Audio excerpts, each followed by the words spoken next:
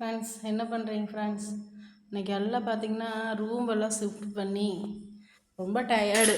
இன்றைக்கி தான் எல்லாம் ஜாமானமெல்லாம் எடுத்துகிட்டு வந்திருக்குது. அதனால் காலையில் முடிச்சு வீடியோவே போட முடியல.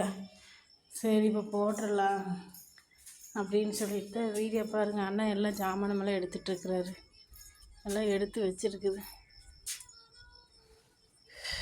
ரொம்ப டயர்ட் ஆயிடுச்சு. அதனால தான் இன்றைக்கி போட முடியல. அப்புறம் சரி எப்படியும் காலையில் முடிச்சு வேலை சரியான வேலை.